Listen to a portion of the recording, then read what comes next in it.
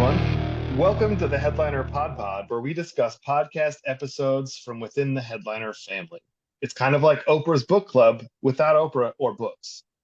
Today's podcast is Rocket Ship FM. It's hosted by Michael Sacca and Mike Belsito.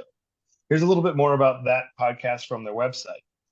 The podcast for entrepreneurs, product managers, and anyone working in tech today. We break down the concepts you need to know, from product management to growth, sales to funding. We'll bring you stories that will inspire and insights that will change the way you think about product and business. So that's a little bit about the podcast itself. Today's episode from that podcast is, Will Robots Take Over the World? We delve into the world of humanoid robots, highlighting their journey from past disappointments to their current state of development. We'll discuss recent advancements in their mobility and capabilities, including their use in Disney's live shows. We also raise questions about the societal impact of these robots and tease an upcoming segment and even talk to the robots themselves. So before we get into the discussion, let's just do some quick intros.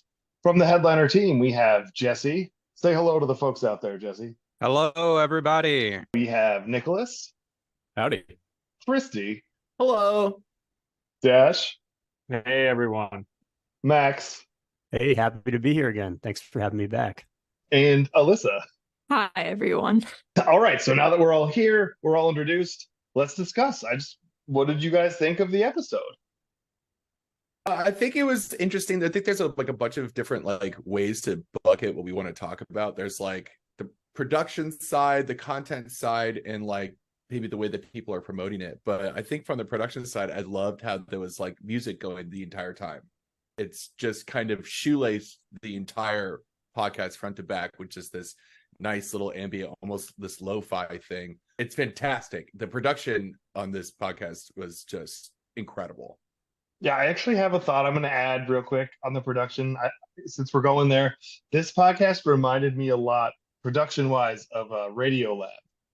And on top of that, I think Michael Sacca his voice is in the same tonal family as Jad Abumrad, the host of Radiolab. And so I couldn't kind of separate the two in my head, and Radiolab isn't super active. And I was like, oh, maybe this is the future of this kind of a podcast. That's actually a really cool idea. Oh, sorry. Oh, no, you go ahead. That's a cool idea to find.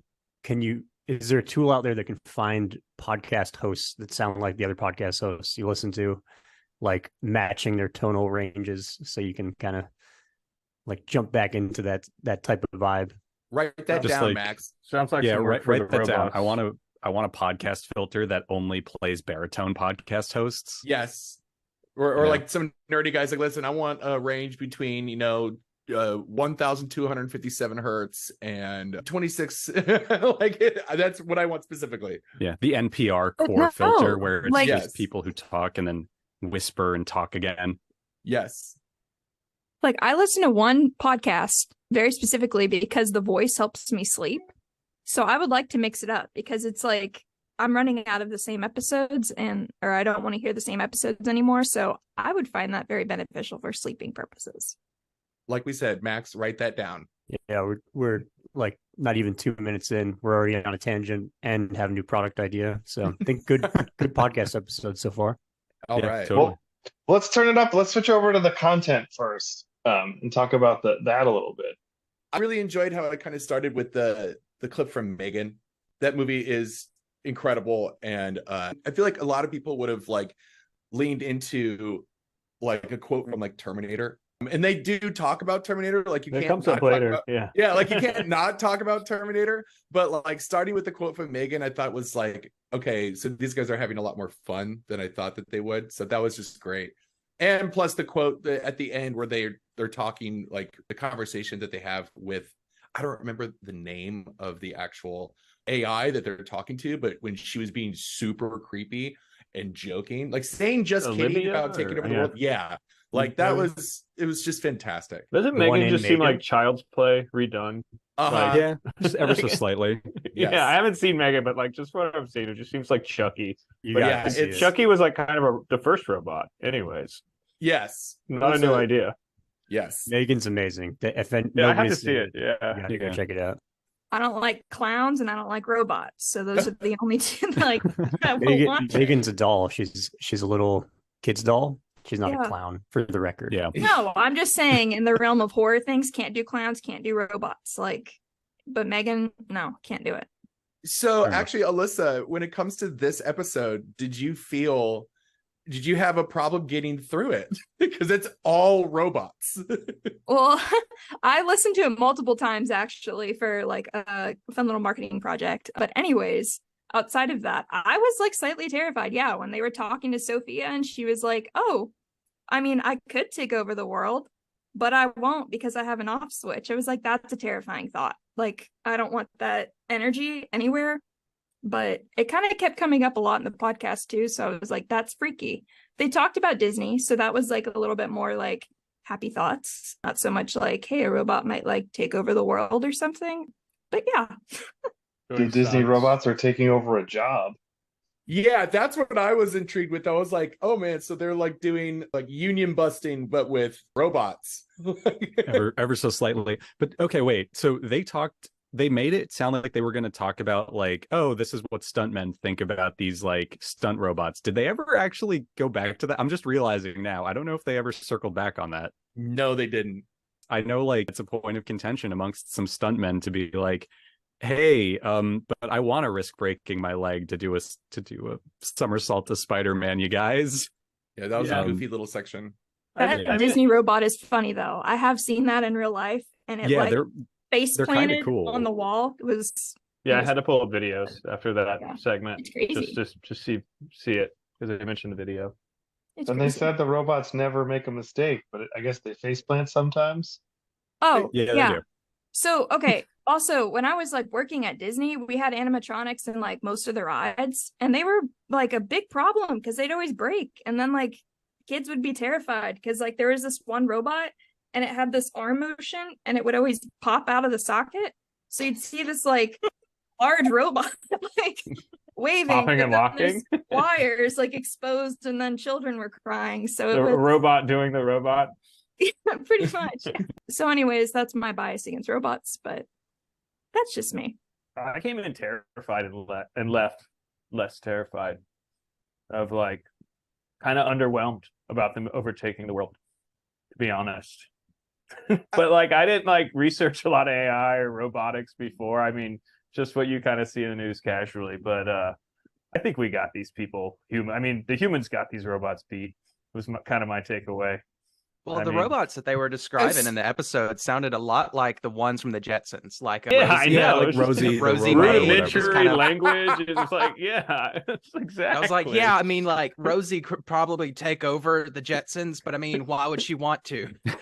Yeah, and it's just like it seemed very non-threatening, and like same type of voice and language you heard 30 years ago. Exactly. I think there's nothing more deflating than like listening to Elon Musk talk about robots. He just sounded so bored with it, and it just really like set me at ease, being like, okay, cool. So like okay, robots are boring now. Except if I looked up to Optimus, it looks so creepy. It's like got a black head and like the black top part of his body is like black painted, and the rest of it is just like this metal. They know what they're doing. It's so gross looking and it's so creepy looking, but like the way he talks about it was just like so boring. Oh, it's going to be under $20,000, and like it's just weird. Yeah, I mean, just to kind of piggyback off of what Alyssa said, I think I'm actually saying the opposite of what you said, where I went in and I was like, I was underwhelmed by it because like I've heard and followed some of the hype around like AI and machine learning and stuff. So I was like, oh yeah, so if you just put like ChatGPT in a body, what'll happen? That's kind of what I was imagining they were going to talk about. And then they started talking about it, and I was like, wait, this isn't that much of a punch above like an animatronic at like a Chuck E. Cheese, is it? Like this is Chuck E. Cheese and Dolly Dimples in a nutshell, or like a stunt show robot. Yeah, I mean, agreed. Yeah, I don't know, Max. What do you think? Max has been oddly quiet, and I know Max has done a lot of research and reading on all of this stuff. So I'd love to hear if we're going to get taken over by robots from you. I've been trying to keep quiet because I didn't want, once you open this once you let the genie out of the bottle, like there's a lot of stuff that's, once you open Pandora's box, like it's going to be hard for me to stop talking about this. But yeah, like, the majority of the stuff that like we've been talking about at Headliner, even on the product side, is a lot of AI stuff. So we're all pretty familiar with it. I mean, Headliner's been like an AI product to some degree for a couple of years, and I think I'm kind of on the same page as you guys. The more I learn about AI, the less afraid I get about it. And in terms of this premise of the robots taking over, I think it's kind of a bit of a red herring in a way. Like certainly it's a concern, but I think that there's a lot more interesting things happening that are like more terrifying with AI that are well documented. Like, oh, maybe there'll be this sentient robot like Rosie from the Jetsons will all of a sudden just decide to take over the world one day.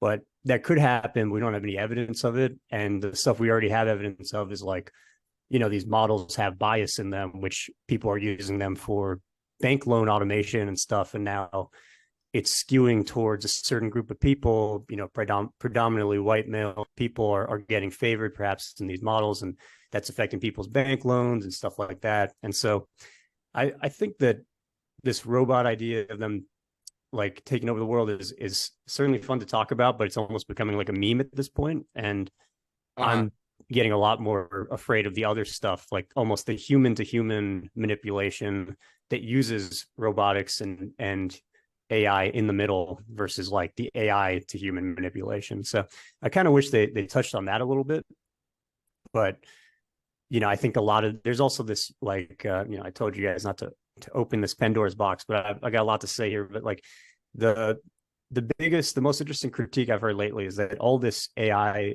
scare talk, like AGI is what they refer to it as, artificial general intelligence, which is essentially saying it's sentient.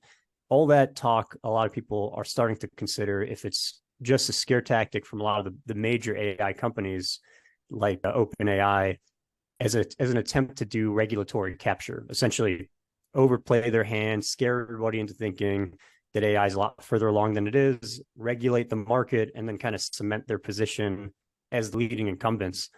Which the more I think about that, the more there's more evidence for that than AGI at this point. So I don't know. I think are you suggesting, Max? Sorry, I just want to ask you a question. Are you suggesting that Sam Altman's nuclear backpack may just have a ham sandwich inside? It's certainly possible.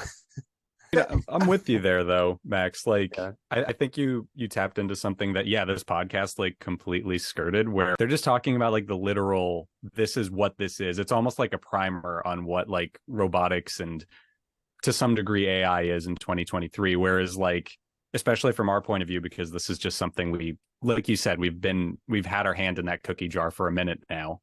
We're kind of familiar with it. So we're asking like the second and third question where this just focused on, okay, what is this? Like, this is, if I was at my barber's and he was like, hey, so what is AI? I would just be like, here, just listen to this podcast. And then I'd drop my phone on the counter and promptly forget it there because he has to listen to the podcast. And how do you share a podcast with somebody? You give them your phone. Yeah, I think that's fair. Like in terms of who the audience is for this podcast. And I guess I'm kind of grappling with the question of, is it the right call for the media and all these other podcasts to kind of focus on that aspect? They always go to this, will the robots take our jobs? Will the robots take over? And like to some degree, it's possible, but like there's a lot more plausible scenarios already happening, which, you know, I'm just wondering if we should all be trying to get those messages out a bit more, because we have tons of evidence of like, you know, algorithm or sure AI model bias and such. But yeah. I mean, I love the episode. I think it was a super interesting topic. I just wish they kind of went a little deeper beyond the will robots take over and say like, oh, here's some of the things already happening, which, you know, jump to the end of the movie. The spoiler alert is that, oh, it was humans the whole time. Humans were just manipulating other humans using technology as an intermediary. So, you know, that's my bet of where this goes wrong. I think one of the major things I would have enjoyed from like this podcast, which like Max, I did enjoy it. I actually thought it was really interesting, and it was a nice like refresher course for me almost, because stuff like the Disney animatronics, like I completely forgot those existed. But I would have loved to see them like start to ask those questions, but also just start to say like, what we're being told is that it'll become Rosie the robot or whatever. It'll clean our houses for us in the future. It'll become a super Roomba, if you will. But I would have loved to hear them go, but more likely than not, it'll probably just become like another swatch in our Swiss Army knife or whatever. Like, oh, it might handle the mopping, but we still have to like kind of dry our floor off afterwards or something.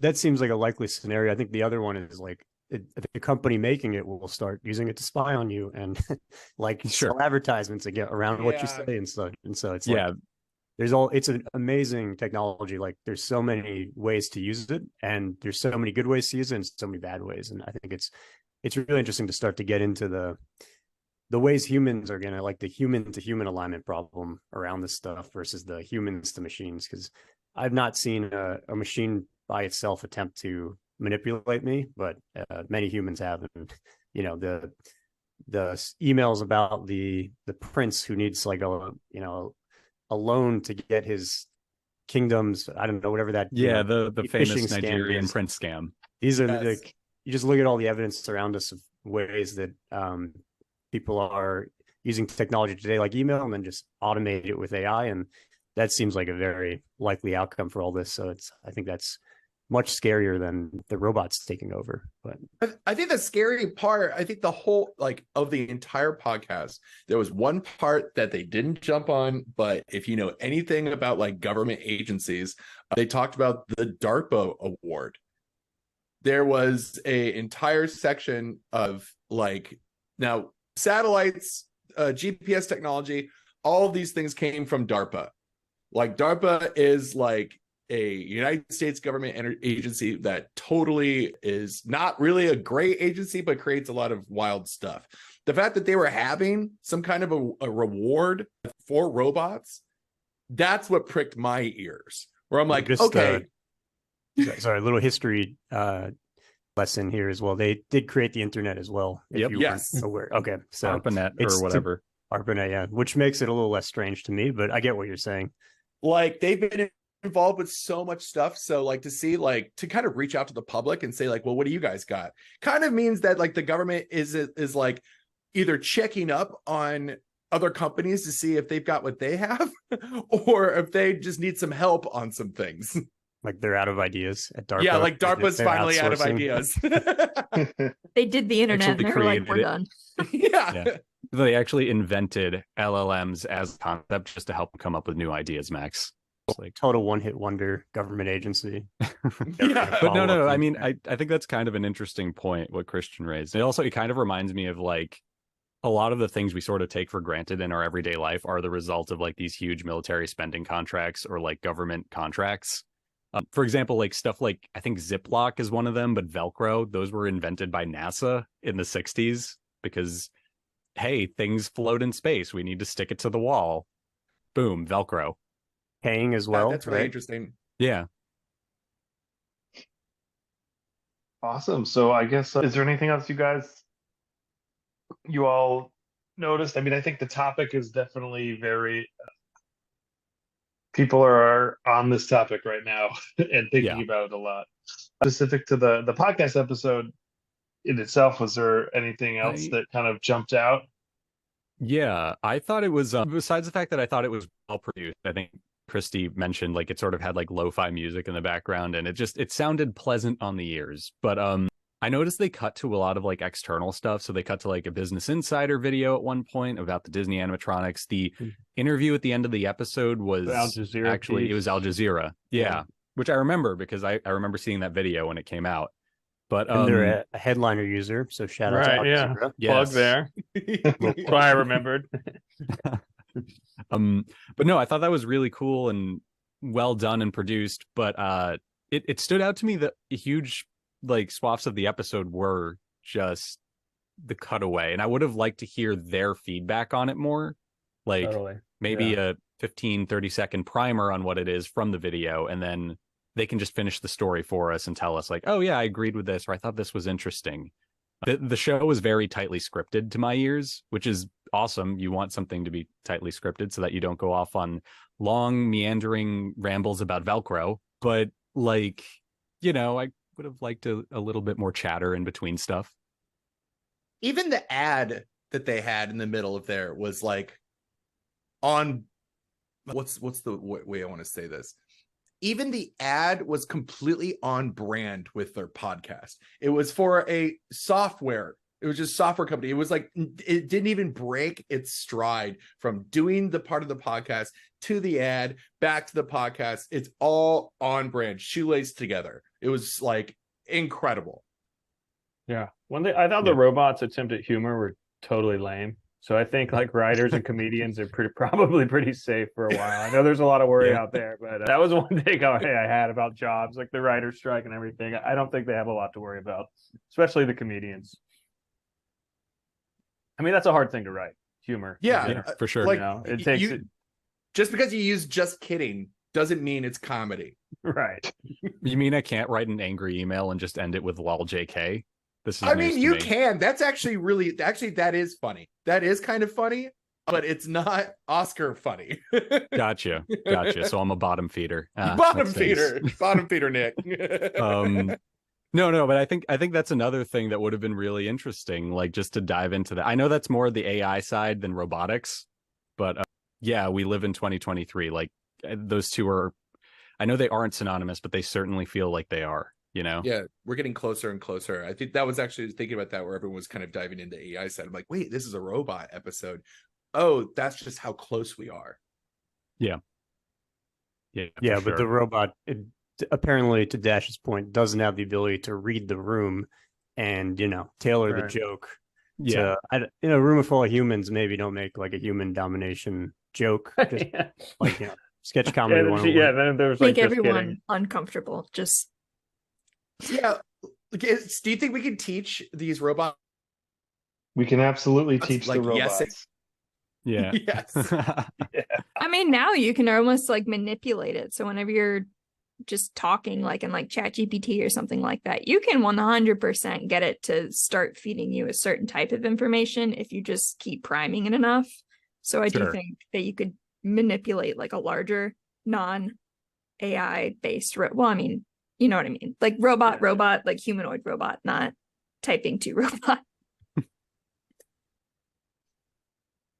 Yeah, and the concern around jobs, I think the robots will take some jobs, but I think humans inevitably will become stronger because of this, and the jobs in the field around robotics will outnumber the jobs that the robots take. So I see it as a net win for the humans, human race. Team human. Yeah, Team human here. I have a weird thing from that. My partner works in construction, and there is a massive thing happening where we're starting to be able to 3D print houses. Wow. Like there's some houses that basically you set up like this length and width, and there's like a robot that goes around and like pours the concrete and like does it in layers and layers and layers and layers. And as soon as they were able to figure out how to do that with like hotels, like the construction business is the first one right now that has lots of labor, they're going to try and gut that.